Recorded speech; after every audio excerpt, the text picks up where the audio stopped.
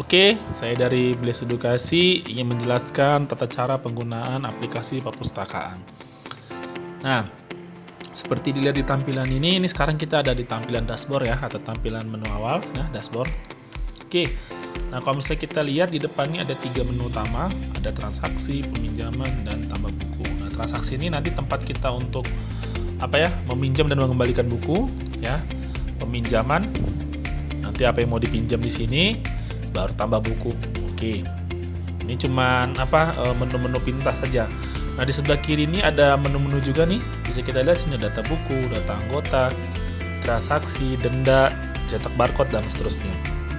Nah, kita coba pelan-pelan ya. Kita coba dari data buku. Nah, data buku ini masih kosong ya, nggak ada isi apa-apa. Nah, di sini ada tombol tambah dan tombol download ya.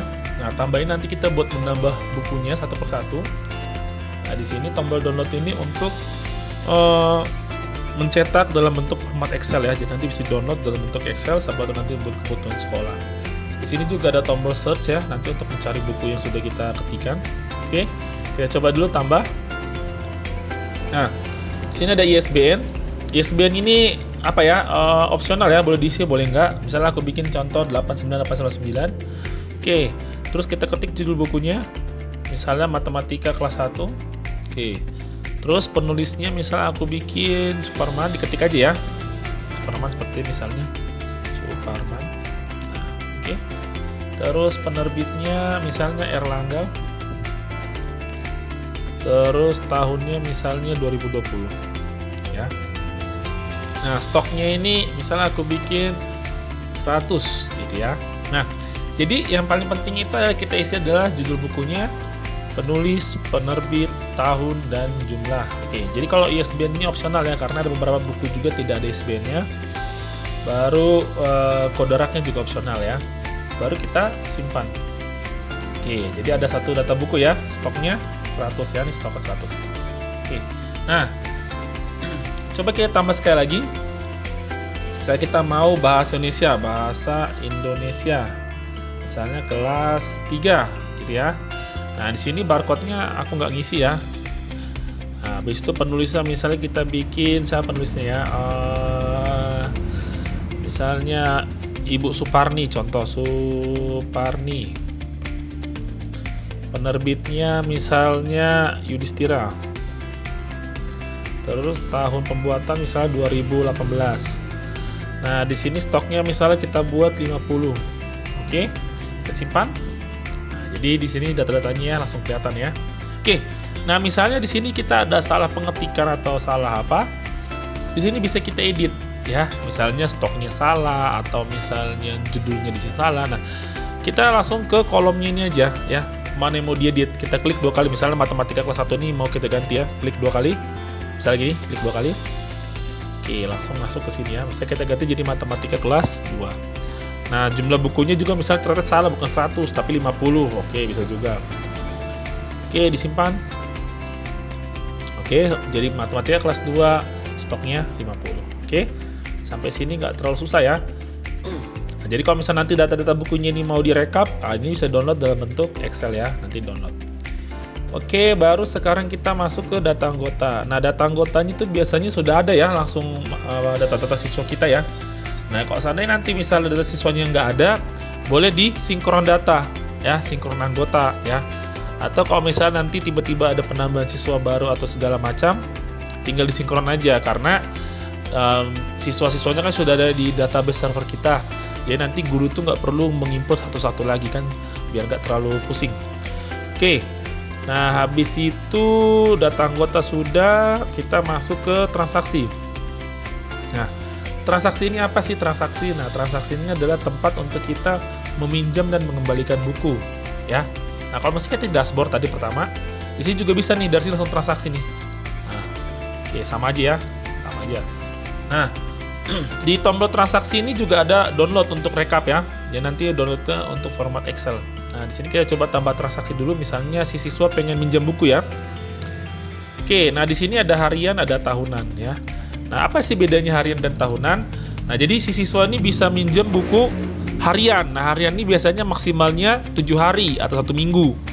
Nah, kalau misalnya lewat 1 minggu bisa ditambah 3 hari jadi 10 hari. Nah, lewat dari situ nanti kena denda 1.000 per hari ya.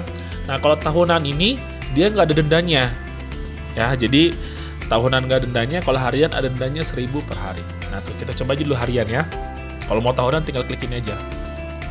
Oke, misalnya buku tadi kita baru bikin apa? Matematika.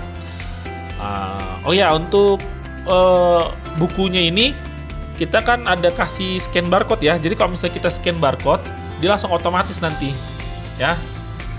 Langsung otomatis dia ada nama bukunya. Karena aku sekarang nggak pakai scan barcode, aku tik manual aja. Misalnya matematika ya.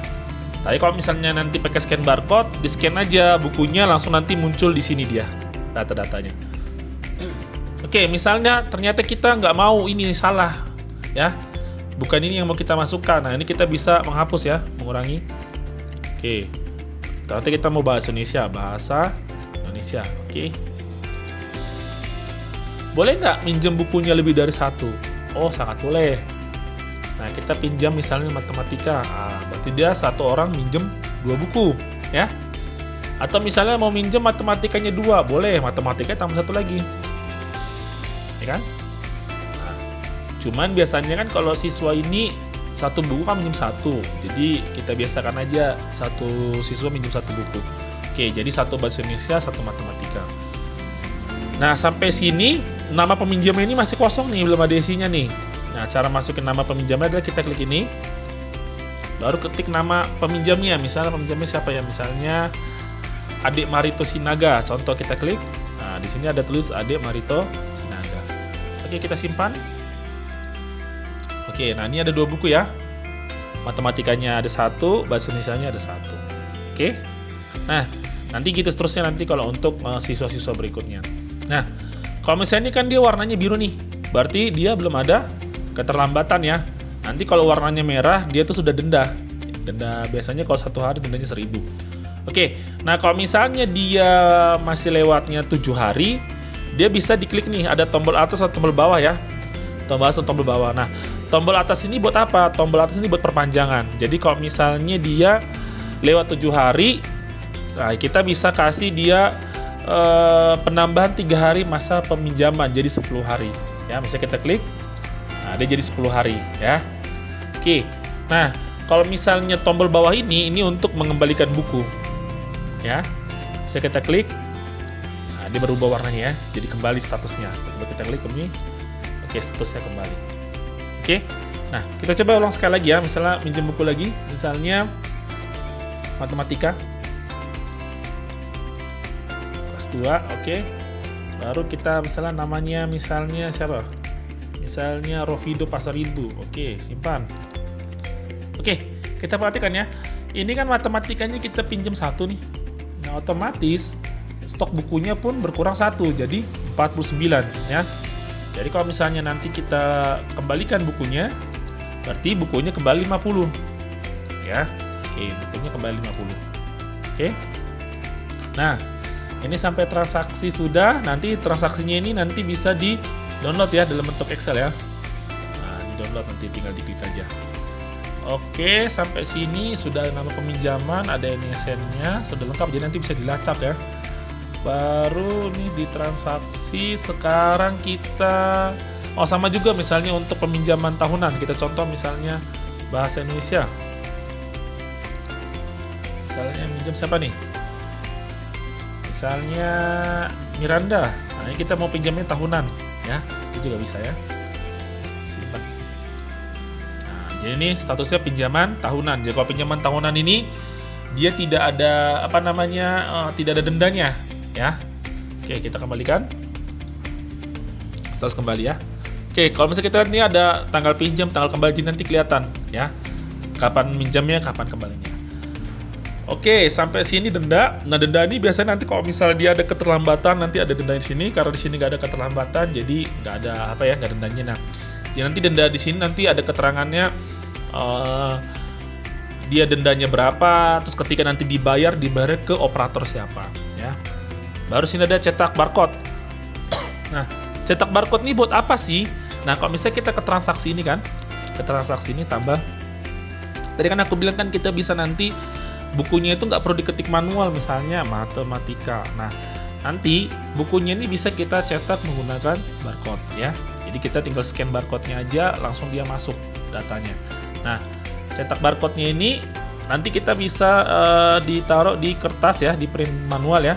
Misalnya dia data buku dulu, kita misalnya mau cetak barcode untuk buku matematika kelas 2, lihat ya, bukunya, kode bukunya lebih ke 001, ya kan? Langsung kita masuk ke cetak barcode. Nah, ini BK01 ya, kode buku BK01. Nah, baru kita bikin kode buku unik ya, karena dia ada 50 bukunya ya. Oke. Ya, lihat BK01 strip 1, strip 2, strip 3. Nah, nanti ini yang di print. Setelah di print baru ditempel ke buku masing-masing. Ya, nanti biar bisa di-scan. Nanti kalau untuk lebih lanjutnya nanti ditanya aja sama bagian teknisi kami bagaimana lebih lanjutnya. Oke. Cetak barcode sudah. Masuk ke laporan. Nah, laporan peminjaman. Nah, kita lihat di sini tahun 2001. Nah, ini Agustus ya. Ini bulan 4 ada 4 peminjaman, tadi kita minjam 4 ya, terus langsung kita kembalikan 4 ya, jadi ini langsung ada laporannya. Ini kita bisa ambil tahunnya. Oke, terus laporan dendanya nggak ada ya, karena tadi nggak ada denda. Nanti bisa kelihatan sini jumlah denda secara akumulatif semua ya, misalnya bulan Agustus berapa langsung kelihatan. Oke, sampai sini. Nah, petugas ini biasanya hanya untuk admin ya. Kalau misalnya nanti untuk yang bukan admin, dia nggak ada muncul menu petugas ini. Nah, petugas ini berfungsi untuk menambah anggota ya. Misalnya aku tambah, misalnya aku ketik misalnya nambah misalnya siapa yang namanya bagus ya, Budi lah misalnya nama operatornya. Username-nya kita bikin contoh misalnya Budi Perpus. Terus passwordnya misalnya kita bikin 12345 contoh. Oke, kita bikin statusnya admin atau anggota, kita bikin aja anggota. Oke, baru buat. Oke, kalau kita lihat sini petugas. Oke, nah ini nama username-nya adalah Budi Perpus ya. Levelnya adalah anggota. Oke.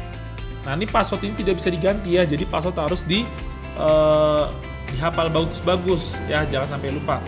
Oke, tadi dia passwordnya adalah 12345 ya. Nah, coba kita keluar dulu. Oke, tadi kita bikin di sini adalah Budi Perpus. Passwordnya adalah 12345. Kita masuk coba. Login.